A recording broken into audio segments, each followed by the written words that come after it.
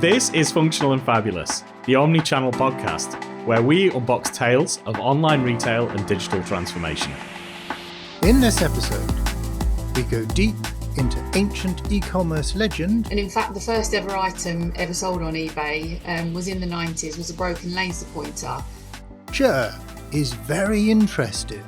Excuse me, I've just hit my microphone, I'm so interested. Gordon talks fashion sense. Yeah, That was a nice cardigan. it was a You nice deserved that cardigan. I just don't know that it was an €800 cardigan. There's a joke, I have a joke. and the boys admit their crimes. We've done a lot of piracy. I know. Well, no, we haven't. No, we haven't done We've any no piracy. no Actually, piracy no, we have whatsoever. done no piracy whatsoever. No. Everything is correctly licensed.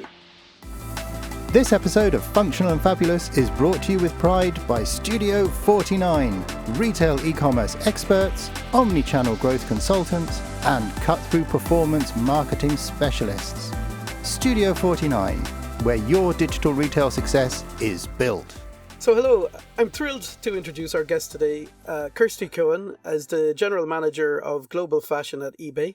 She's been with eBay a pretty staggering 12 years, holding multiple roles in soft goods categories such as fashion and home and garden, before coming to focus on fashion globally. Prior to eBay, Kirsty has had extensive retail experience with companies such as Marks & Spencer's, TK Maxx, Brand Alley and Von Privé, so she certainly understands the retail mindset too. Hi Kirsty, it's lovely to have you here with us today and we're really looking forward to chatting with you. Hello, lovely to be here. Welcome to the podcast, Kirsty. Thank you. I suppose, Kirsty, it's been really interesting to look at how eBay has been doing some reinvention of itself over the last few years, particularly in its pre-loved proposition. Is it fair to say that eBay is going back to its roots a bit here? I would say so. eBay brought the circular economy online, nearly 30 years ago.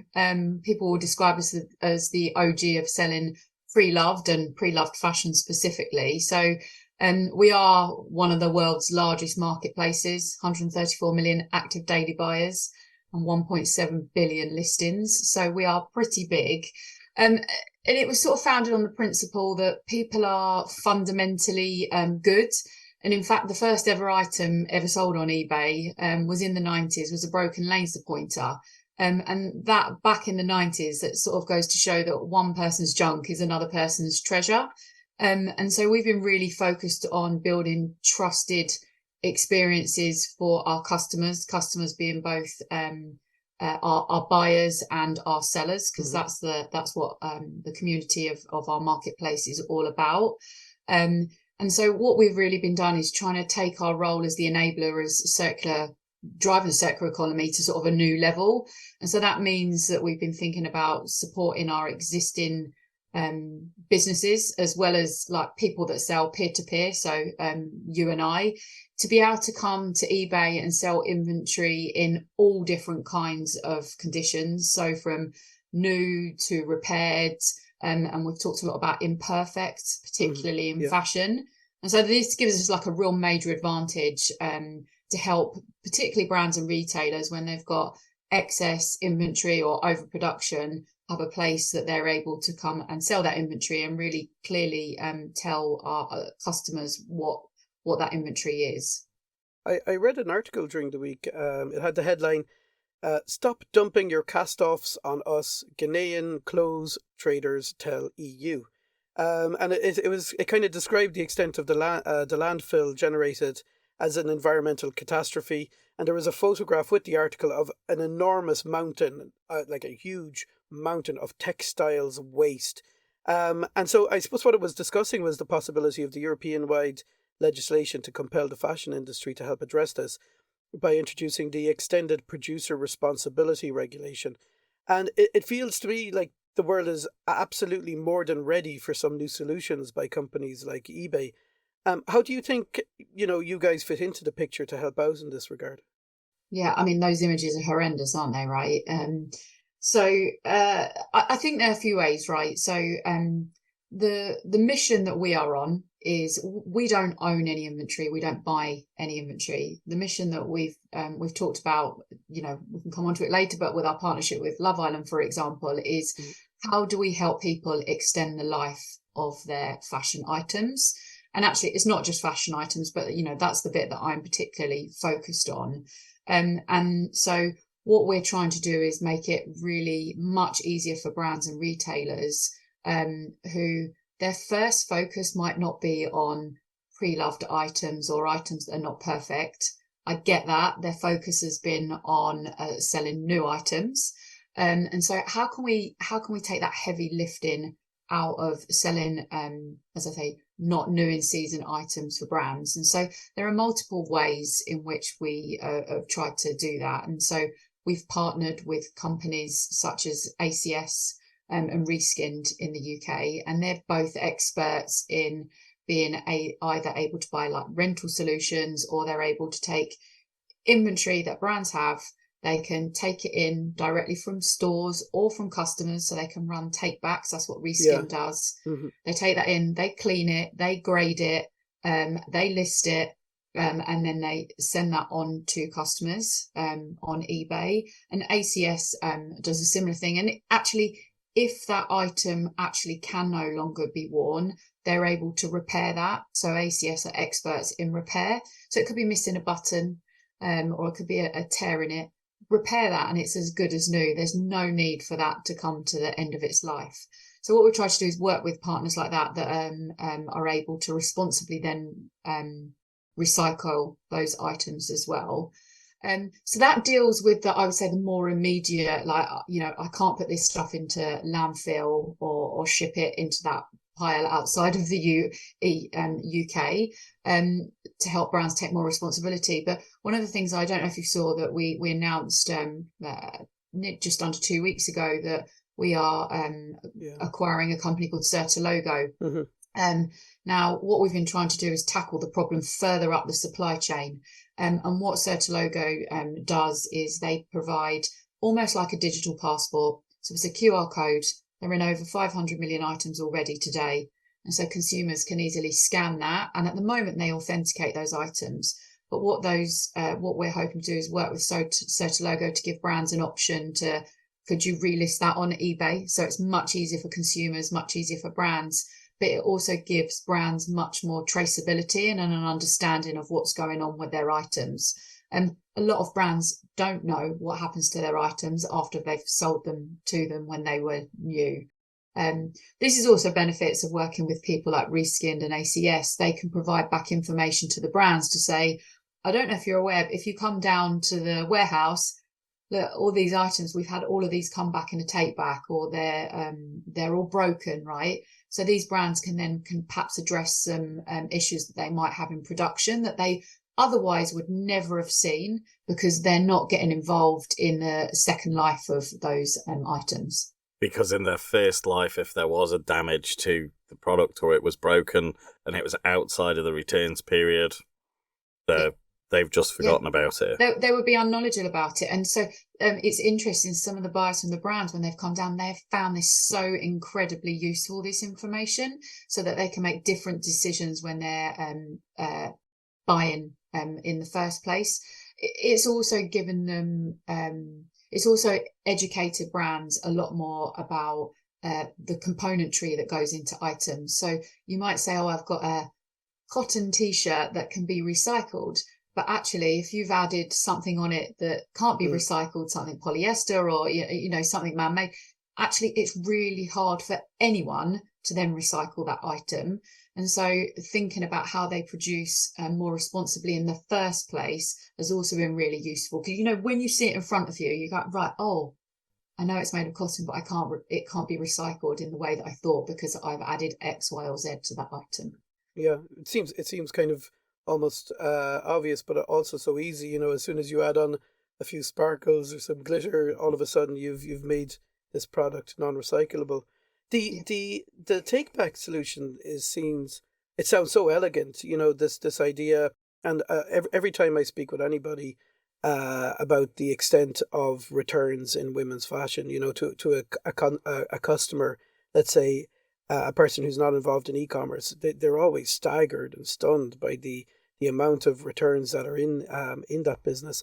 The whole take back piece there that eBay is offering, for retailers, how do they get involved in that, or how does that look like from a practical perspective? in take back. Yeah. So look, this is the one thing we've been trying to do is get industry to come together. I would say it was fairly nascent about how people were thinking about circularity. Mm-hmm. A lot of brands were trying to solve it in multiple different ways, which actually then doesn't make it easy for industry to come up with solutions that are scalable. Yeah. We're seeing, there is somewhat some consolidation of those solutions, but plainly and simply, if a brand wants to do something around take back, get in contact with eBay, get with me, my team. If you go on LinkedIn, you'll find enough of us working in fashion that you can get in contact with. And what we do with brands is we partner with them and we say, what is it you're trying to solve and how do you want to solve that? And then we try to plug them into the different solutions. So we work with lots of partners in the technical space to make that happen. And as I say, now we're working with partners that can physically handle those goods as well. And they can take it directly from people's stores. It can be sent directly to the third party. You might want to own pick, pack, dispatch. You might want to give a voucher out when someone brings something back. What we do is we try to be flexible enough in our approach so it fits in with what a brand's trying to achieve as well. Yeah. So in my head, I kind of imagine this being like you go in and there's maybe like not a bin as in a rubbish bin, but you can just place your clothes in a. I think M&S might have done something like this where they've got like these swapping. Yeah, swapping. That was it. Yeah. I remember it now. Joanna Lumley, I think, was on the campaign. So you go in and you can dump your clothes. Is that right, or are we talking returning items at an individual level, or a bit of both? A bit of both, right? So with people like River Island or brands like River Island, what you can do is you can take something into a store. If you're there buying something new, and you can give that in, and that then gets sent off to Reskinned, for example, or you can send it. You can go online and register to do something with register an item that you want to take back, and then any packaging doesn't need to be a bag or anything from Reskinned. You just send that off to Reskinned, and they'll receive it and process it. So as I say, like there's multiple different solutions. What we're trying to do is make it as easy What we're trying to do is make it as easy as possible for consumers so that they don't have to think twice about this. If they have to think twice about this, then consumers tend to do nothing. Yeah. And so that's why we're trying to think of solutions that are really simple, easy to understand. And, some of the amazing things that we've seen out of this is, I hear from brands saying, commercially, I'm just not sure that's going to work. It's going to cost us like loads of money to do this. Interestingly, what brands have seen is, by offering a take-back solution, they've seen an increase in customers that they perhaps were unaware of, so they didn't have their details registered. So it's a great customer acquisition tool for brands, and brands that will compensate a customer with a form of voucher or discount tend to be 6 or 7 times more valuable, because they've gone in, they've spent that voucher, and they become really sticky with that brand. And so there are actually lots of other benefits that we perhaps weren't thinking about, or brands weren't thinking about when they were thinking about doing a take back scheme. But it's become really important for customers that brands are taking circularity and sustainability more seriously, and therefore they want to shop with brands that are thinking about this. I think it's really important, because we're at a tipping point where the customers are starting to become aware of their impact and the choices that they're making, and they would like to be told that, well, okay, if you're entitled to have the opportunity of choosing, you're entitled to try it on, you're entitled to send it back, and you're entitled not to feel guilty about doing that. And if you do that, then we have solutions in place. And it seems like it's such an elegant, to my mind, it's such an elegant thing, where you have the generator of lots and lots of product that potentially may end up being unwanted or going to those landfills, meeting the controller of lots and lots of demand, and plugging the two into each other. I really, really like that solution. I was just going to ask, when that product goes back to somebody like a Reskinned, how does this so I can envisage it. How does this pop up then on eBay? Would it be through the brand store, or would it be through the reskin store, or would it be through a normal listing? How would then a customer who's interested in extending the life of and buying some pre-loved clothing, how would they go about finding this? So we have a pre-loved hub on eBay. So if you go to the on the eBay app, across the top there's a button that says pre-loved, and you can go there, and then it takes you to a host of storefronts. So there is a Monsoon powered by ACS storefront. So there's a Monsoon environment.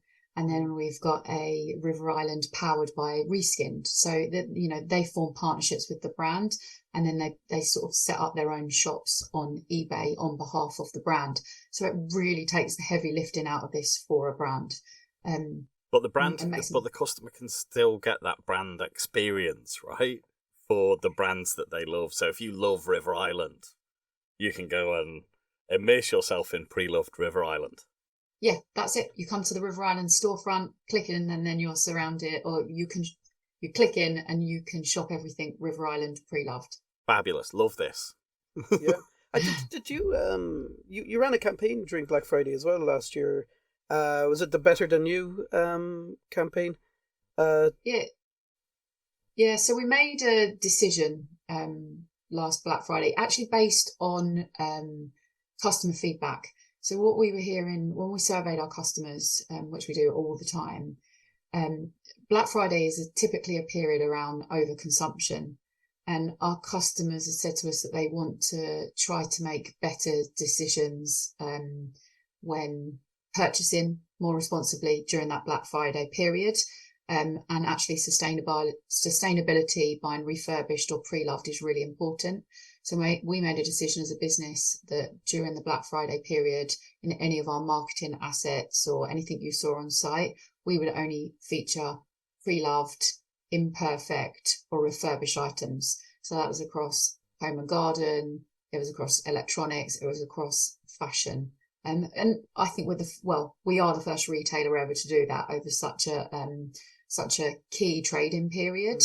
And our customers responded really well.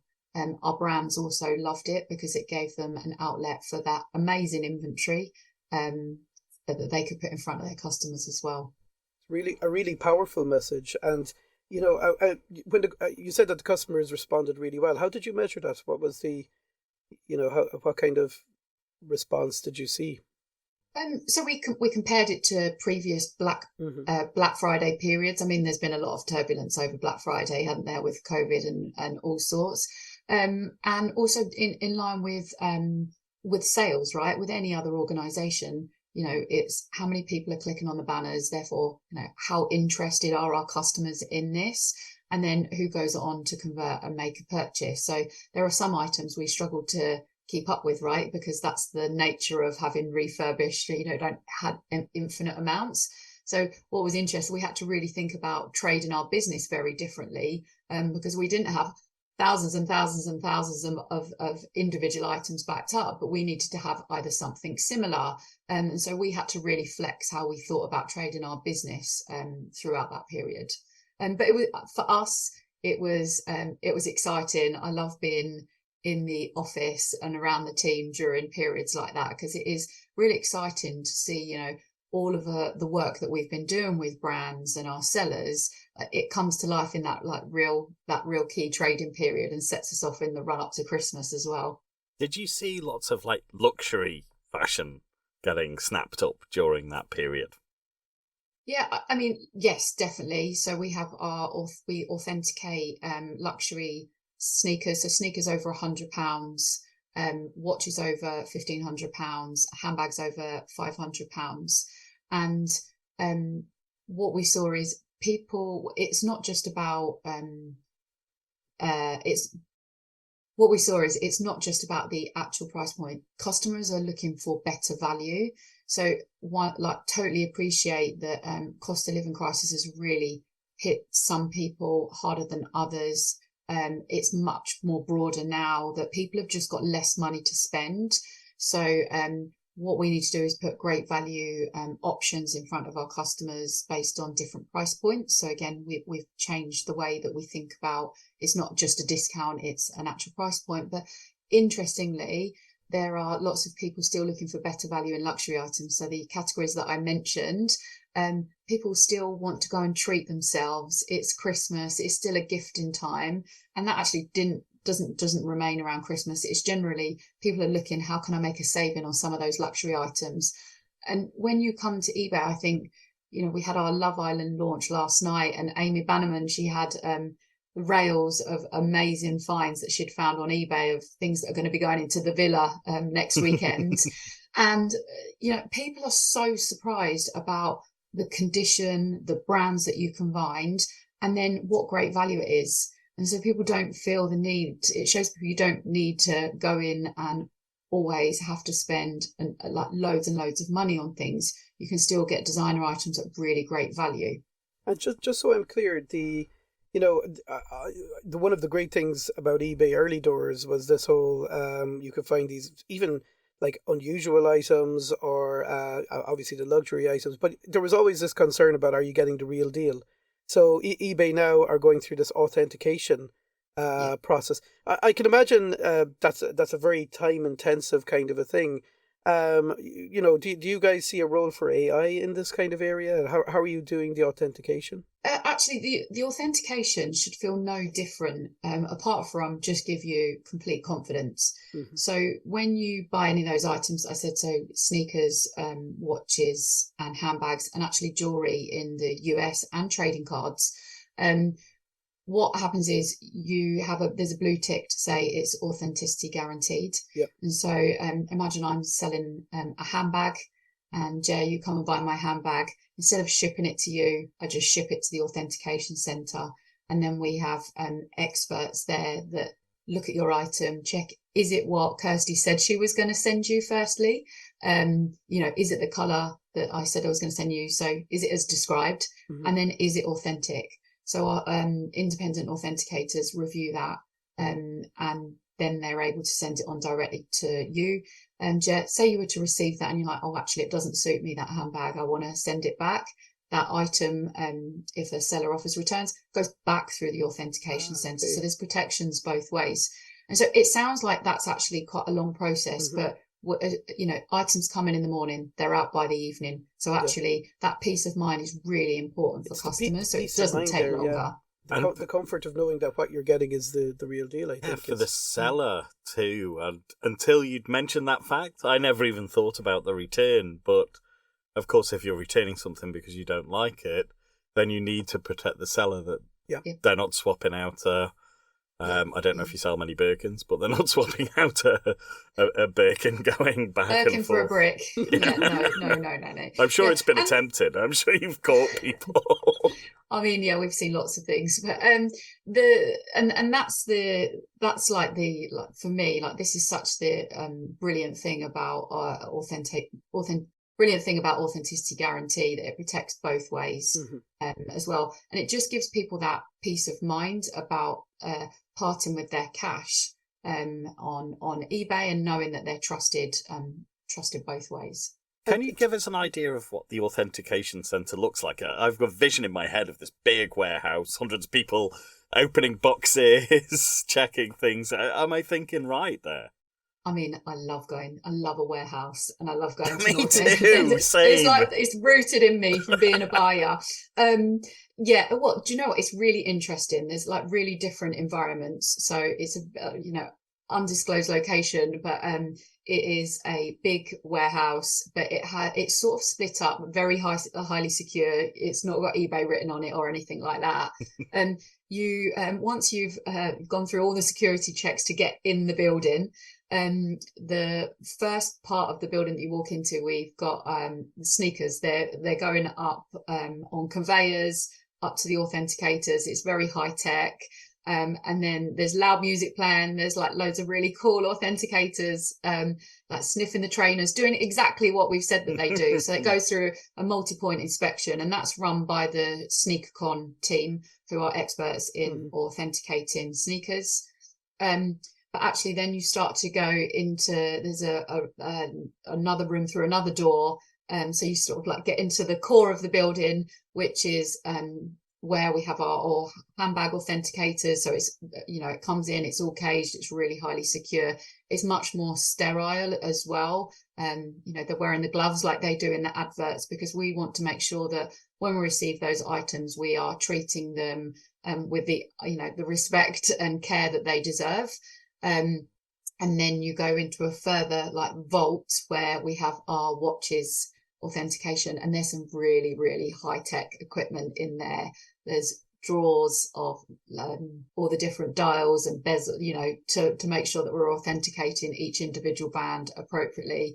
And there's a machine in there. I don't know what it's called. But you can put the watch in, and it magnifies it to I don't know how many degrees, but you can see right into the heart of the watch. It's amazing. And that technology means that our authenticators, is a company that work called Stoll. If they were to be unsure or wanted a second opinion, what they could do is they could use that magnifier, and then they could real life authenticate that with an authenticator in the US or in Germany. So you could have 3 or 4 people all looking in real life at that watch. It is amazing. I love it. Amazing service. And is there a charge, like much of an additional charge for that, or no charge? No charge. That's No a charge. significant investment in physical infrastructure by eBay to support that. So it's a real signal about how serious you guys are in providing that authenticated service. It's fabulous. I would love to see it. Yeah,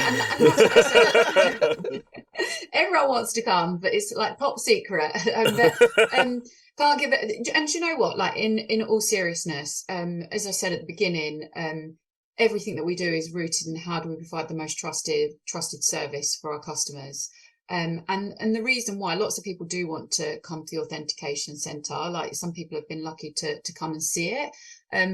However, what we're trying to do is make sure that we don't disclose everything. If you start telling everybody everything that you do, then it means that unfortunately the people that are creating unauthentic items, they just understand what we're looking for. So we have to be up in our game all of the time, because people are getting better at this. But thankfully, we've got a range of experts in each of the fields that that means that we're hopefully always one step ahead. Great, and really caught, as you say, to that eBay brand of being that trusted marketplace for all kinds of products, new, used, pre-loved, however we want to describe it. Yeah. And it's, I was going to say the same. It's the same with refurbished, right? So whilst my expertise is in fashion, it's the same with our refurbished program. So with electronics, so you have to have a license to be able to refurbish a lot of electronic items. And so our electronics team make sure that those sellers that say that they are equipped to do that have been checked and verified as well. So we do take trust really seriously. And moving along from trust a little bit, and it's something a little bit more, I don't know, exciting. How is the Love Island partnership going? It's that must be a really exciting and big deal for eBay to be involved in that. It was such a big news item at the time, and such a spin from the prior fast fashion sponsors. Yes, that would have been involved in the show. So, love to hear more. It was such an interesting case. Excuse me, I've just hit my microphone. I'm so interested. You're excited for the next season, aren't you? So so I'd love to hear how it's been working out for eBay from behind the scenes. Yeah, I mean, so yesterday I was in London where we had our press event for Series 10. And so for this series, we have not just going to provide all the fashion items, we are also going to be headline sponsor, which means we're going to have an even bigger opportunity to talk to people about shopping pre-love first and trying to, nudge people to make different decisions when they're thinking about buying fashion. Look, if I think back to when we, 2 series ago, so this is our 3rd season, we were honestly, we weren't sure how it was going to go. It was really new for us. Yeah. But we just fundamentally knew that bringing two powerful sort of brands together meant that we had a real opportunity in the industry to sort of start to change stigmas, create, get people being more innovative and people to start, changing their shopping behaviours. And we were so grateful that that was the outcome. We've seen, if I look back at the last two series, we've seen a 1,400% increase in people coming to eBay to search pre-loved fashion between series 8 and 9, which That's is some remarkable. number. Yeah, and we've seen a 24% increase in businesses that are coming with circular fashion solutions to sell on eBay. So it's great that we've been able to signal to businesses that eBay is the place for you to come and sell your pre-loved fashion items. And the mission, like what we all try to do with each season, is we think about this as nudging, not judging. So our job is to encourage people to extend the life cycle of their items. And what we're not expecting is everybody to only shop pre-loved and everybody to not buy fast fashion. And what we're trying to do is get people to make small decisions, small changes that will have a much bigger impact.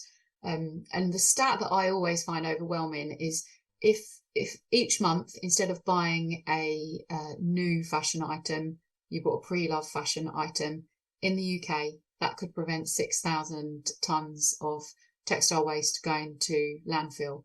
That's 260,000 filled suitcases.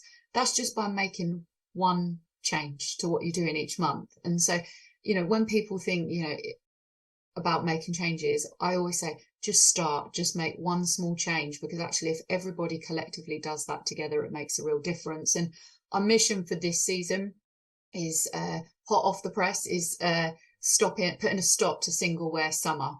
And so this is the behavior. I don't know if you do this, that you're going on holiday and you're like, what am I going to take with me? And then instead of planning in advance what you're going to take, shopping pre-loved, pulling out stuff that you already have in your wardrobe, it's trying to get people to think differently about this last minute panic buy-in that they do. And actually a lot of those items will go in people's suitcases, might not get worn, might not get returned, and it just creates that, it contributes to the problem. So we're just trying to get people to think a little bit differently about when they go on holiday this season. So our mission this year is to put a stop to single wear summer.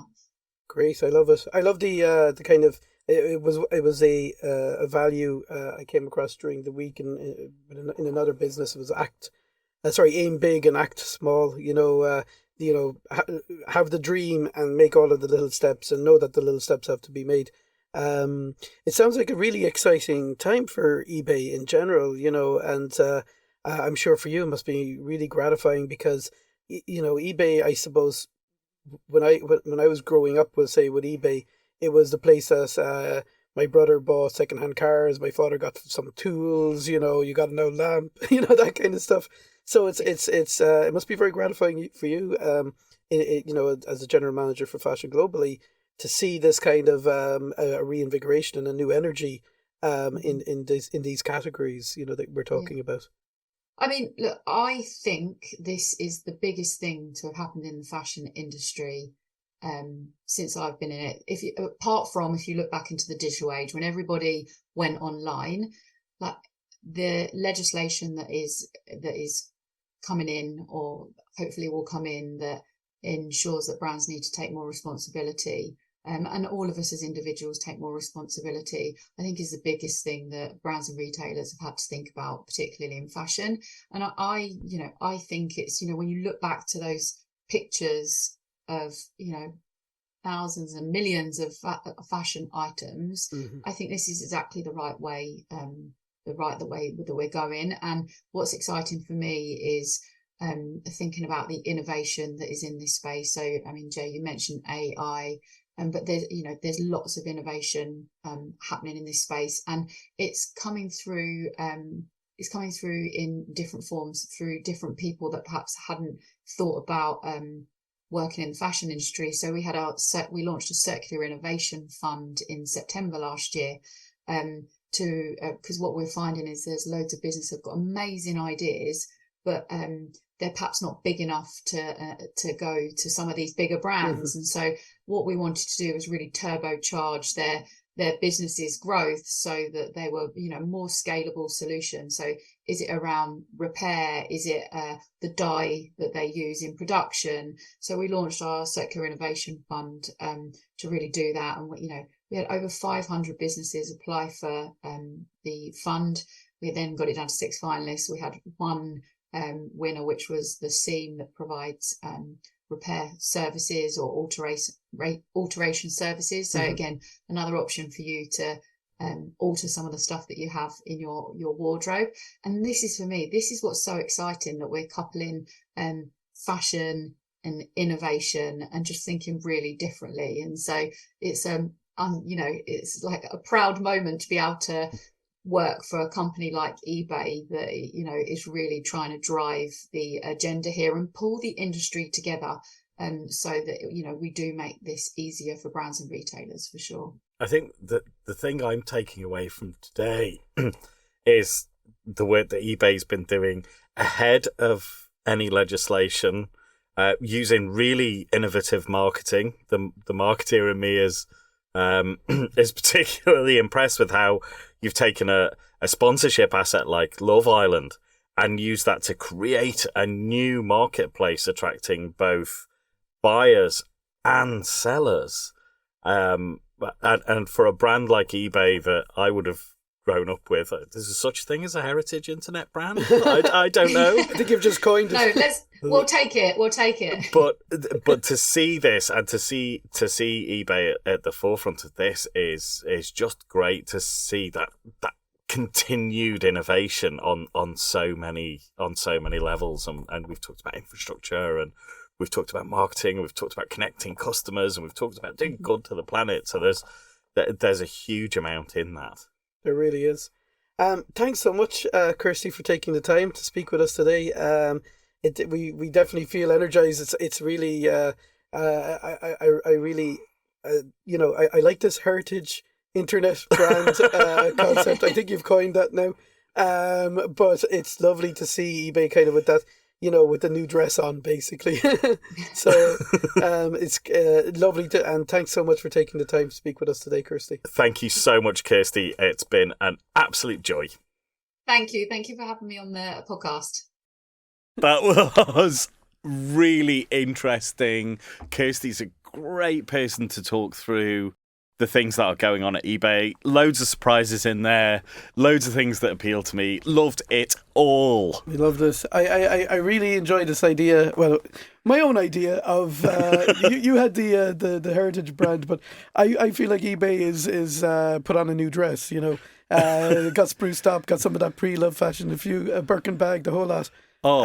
And it's really kind of a reinvigorated brand. It feels that way. It was feeling that way. I could see the little bit of work in the background, but I does really feel like this will. For a heritage internet brand that I remember buying everything from an armchair, which I still have, and computers, all that kind of stuff from, now being much more of a fashion hub. And I guess because we hadn't had as much exposure to it here in Ireland, that we probably have missed some of that fashion transformation.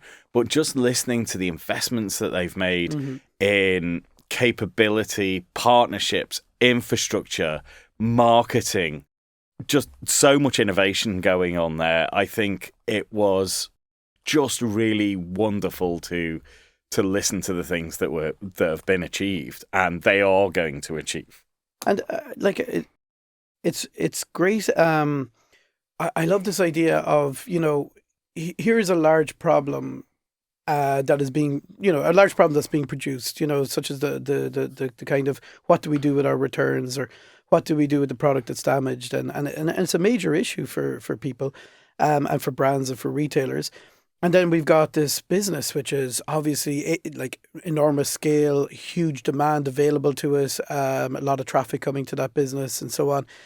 Already, in the minds of people who are kind of, you know, like let's say price sensitive or whatever, looking for an affordable solution or whatever. So they're ready to accept the traffic there is ready to accept the, let's say, the imperfections sometimes and that sort of thing. They're looking for an affordable or a good deal. I love the fact that you're kind of that they're looking to how to plug these problems into solutions that they've nearly got prepared. And they're working through that, and they're not kind of sitting back on what might have been the laurels of the past, you know. And another thing that I'm interested in, I don't know what the stats are now. Kirsty's gone, unfortunately, but I'm really curious because everybody I know who used to shop on eBay was male. Like I can't think. I wonder of, what the user split is. I'd say it's changed. I wonder because, like, I mean, it was my brothers buying old broken down cars. We're probably bad sample sets tools. Though for that piece of research. Everyone we know, all of our mates.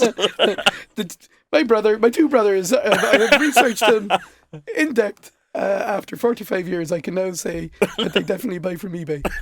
So. There was one thing that really struck me, which was putting yourself in the retailer's shoes and listening to a brand like eBay talk about buying less and buying less new and buying pre-loved, imperfect, how they've still managed to engage retailers, and they're starting to see these peripheral benefits for those retailers that have joined. Because you can imagine sitting there in a trading meeting going, not very happy about this, not buying more new products. And it was exactly Vinny's point when he was talking about how they had sold a lot of clearance items. I think it was Argus he mentioned. So they had sold a lot of clearance items.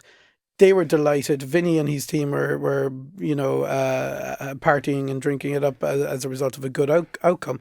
But obviously, the brand itself or the retailer themselves, it was a disaster. I mean, they had to sell a whole heap of stuff at clearance prices. It wasn't what they were planning on doing.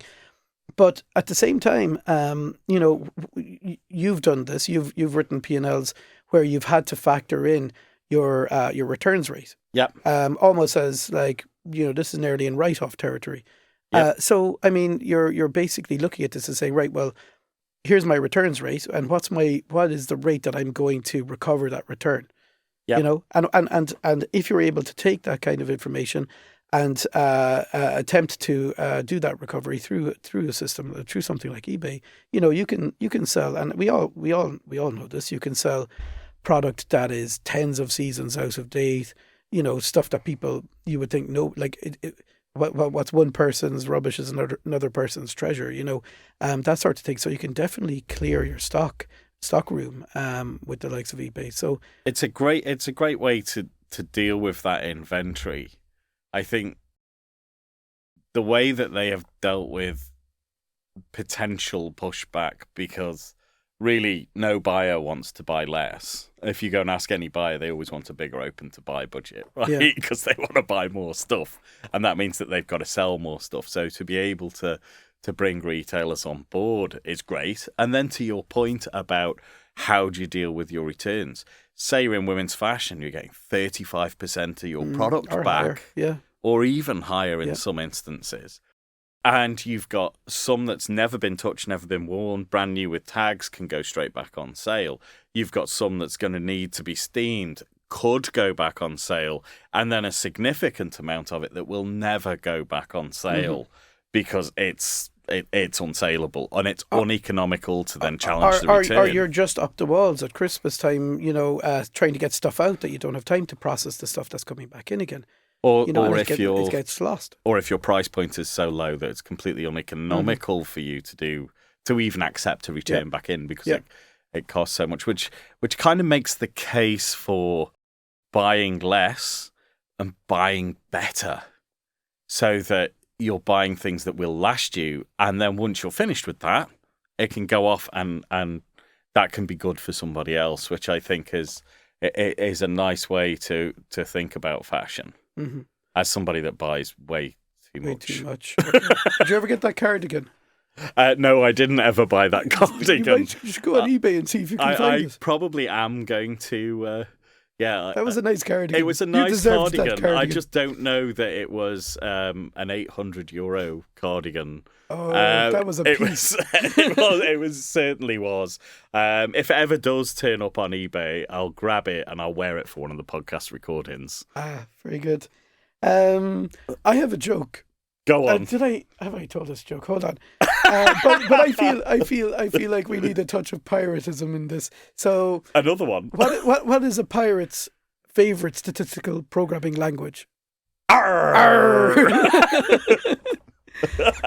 Well, we've done a lot of piracy. I know. Well, no, we haven't. No, we haven't done any piracy. Actually, no, we have done no piracy whatsoever. No. Everything is correctly licensed. So that was great. I love that. Really energized by the whole thing. Thanks so much, Gordon. Thanks, Ger. That was a great podcast. And thanks to everybody listening. That's another wrap for the Functional and Fabulous podcast. You've been listening to Functional and Fabulous with Ger Keohane and Gordon Newman. If you'd like to know more about the podcast or about Studio 49 and Omnichannel Stories, please go to functionalandfabulous.ie. Our sound engineer was Elaine Smith, and the show was produced by Roger Overall.